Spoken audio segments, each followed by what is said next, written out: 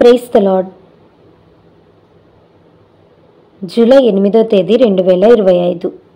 ఈరోజు దేవుని వాగ్దానము.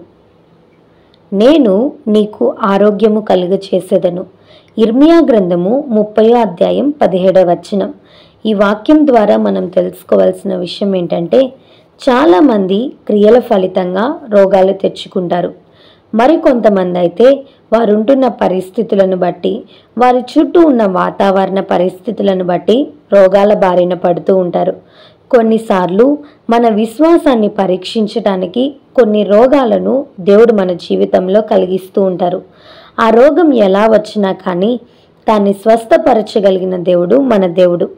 చాలామంది ఎన్నో ప్రయత్నాలు చేస్తూ ఉంటారు, ఎన్నో ఆహార నియమాలు పెట్టుకుంటారు. కుటుంబ సభ్యుల కన్నా ఆరోగ్యం పట్ల ఎంతో ప్రాధాన్యత ఇస్తూ ఉంటారు. మనం ఆరోగ్యాన్ని ఎంత కాపాడుకున్నా దేవుని కాపుదల మన పట్ల లేకపోతే మనం ఏమీ చేయలేం. బైబిల్లో హిజ్కియా అని ఒక రాజు ఉన్నాడు. ఆ రాజు ఒక మరణకరమైన రోగము కలిగినప్పుడు ప్రవక్త అయిన యెషయా ఆ రాజు యొద్దకు వచ్చి, నీవు మరణమవబోచున్నావు, నీ ఇల్లు చెక్కబెట్టుకో అని చెప్పినప్పుడు హిజ్కియా తన దేశంలో శాస్త్రులను, వైద్యులను ఆశ్రయించలేదు. రాజైనప్పటికీ తనను తాను తగ్గించుకొని, గోనెపట్ట ధరించుకొని, గోడ తట్టు తిరిగి, బూడిద పూసుకొని కన్నీటి ప్రార్థన చేశాడు. దేవుడు ఆ ప్రార్థన ఆలకించి 15 సంవత్సరముల ఆయుష్ను పెంచాడు. ఆ రోజు హిజ్కియాను స్వస్థపరిచిన దేవుడు ఈరోజు నిన్ను కూడా స్వస్థపరచగల సామర్థ్యం కలిగిన వారు.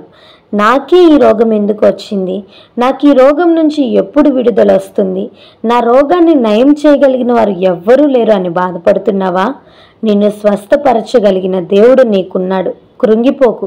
హిజ్కియా వలె దేవుని సన్నిధిని ఆశ్రయించు, ఆయన సన్నిధిలో ప్రార్థించు. గొప్ప స్వస్థత నీ జీవితంలో పొందుకుంటావు, అద్భుతాలు చూస్తావు. ఈ వాగ్దానం దేవుడు మనందరి జీవితంలో నెరవేర్చునుగాక. ఆమేన్. ఈ వీడియో మీకు దీవెనకరంగా, ఆశీర్వాదకరంగా అనిపించినట్లయితే లైక్ చేయండి, షేర్ చేయండి, కామెంట్ చేయండి, సబ్స్క్రైబ్ చేసుకోండి. మీ ప్రార్థన అవసరతలను మాకు కామెంట్ రూపంలో తెలపండి. మీ కొరకు తప్పక ప్రార్థిస్తాం.